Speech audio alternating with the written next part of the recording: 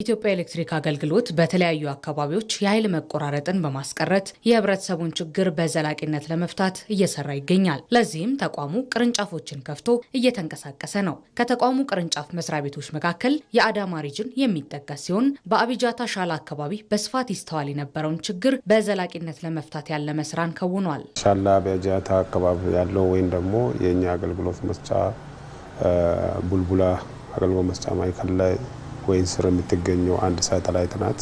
ያው እንደ ችግሩ በመሃል ሻላ ውሃ ሞላ። ውሃ ውስጥ ያለው መስመር ወደቀ።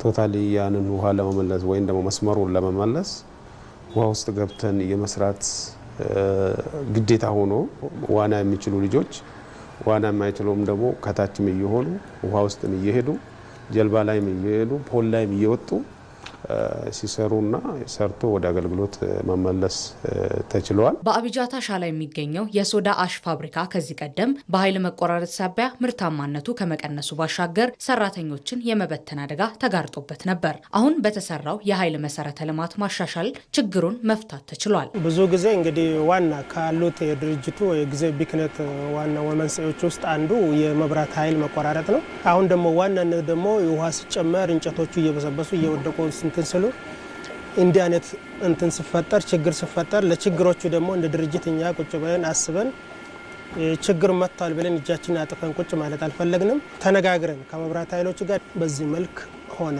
ተሰራ ማለት ነው። እንዲህም ባልናደርግ ደግሞ በጣም ለድርጅቱ ማምረት አይችልም። ሰራተኛ ወደ መበተን ይሄዳል። ብዙ ችግር ነው። ስለዚህ እንደ መፍትሄ አድርገን የኛው ቋሚ መፍትሄ የሚሆን በዛ እንትን አድርገን ወደ ማምረት ስራችን ገብተናል ማለት ነው። በዚህ ማብራት ማገናኘቱ ብዙ ሰዎች እንግዲህ ወደ ስራ ተመልሰው ቤተሰቦቹን እያኖሩት ነው። እንግዲህ የምታዩት ነገር እዛ ይሄ ቆሜ ማለት ያ ፋብሪካ ሙሉ ቆሜ ማለት ነው። ምንም ስራ አይሰራም። ይሄ ነው ዋናቸው ማለት ነው። በአቢጃታ ሻላ ሶዳ አሽ ፋብሪካ በቀን ሰራተኝነት እያገለገለ የሚገኘው ገመቹ አቡላይ የማሻሻያ ስራው እሱን ጨምሮ በርካቶችን ተጠቃሚ ማድረጉን ተናግሯል። ከእንጨት ወደዚህ ቀየሩና ወደ ብረት ቀየሩና በጣም ስራ አሁን ውጤታማ ሆኖ ጥሩ ስራ ላይ ነው ያለው። እየሰራው ቤተሰቦችን እያስተዳደርኩ እያስተማርኩ ነው እስከምናል። ሰራተኛም ድርጅቱም በጣም ውጤታማ ሆኖ በጣም ደስ ብሏል። በአቢጃታ ሻላ የተሰራው የኤሌክትሪክ መሰረተ ልማት ከፋብሪካው አልፎ ማህበረሰቡም የኃይል አቅርቦት እንዲያገኝ አስችሏል። በአካባቢ ላይ ያሉ ሰዎችም ወይና ባወራዎችም ኤሌክትሪክ እንዲያገኙም ተደርጓል።